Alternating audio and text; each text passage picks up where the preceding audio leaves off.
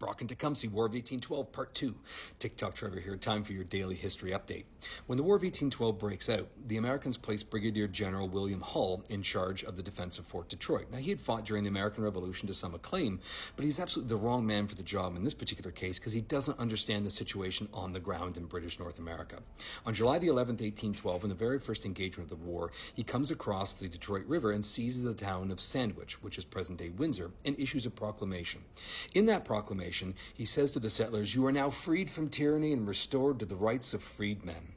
And he also makes it very clear he does not like or respect the indigenous peoples and threatens that any settler found to be aiding the indigenous will be summarily put to death. Now, two problems with this. One, none of the settlers feel that they're toiling under tyranny. Don't forget the vast majority of them had fled the United States after the American Revolution because they wanted to remain loyal to the British Crown.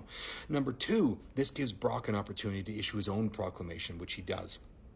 First, to the settlers, he says, Britain will never abandon you until the safety and security of this province is guaranteed. And number two, he speaks directly to the indigenous peoples and says, come fight for me. And specifically, he says, you are men, and as men deserve to defend your homes and your property when invaded. Indigenous forces begin to flock towards Brock and Tecumseh as they're working their way down towards Detroit, and it's at this point in time that the crucial documents fall into Brock's hands. General Hull's boat traveling towards Detroit had capsized and his personal correspondence had been lost. This gets found and handed to General Brock.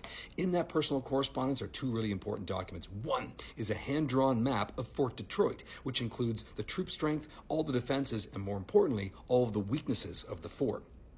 Even more specifically is a document, a personal letter, in which Hull outlines his abject terror of the indigenous forces and in particular their fighting style, which he says knows no wrongs and respects no rights.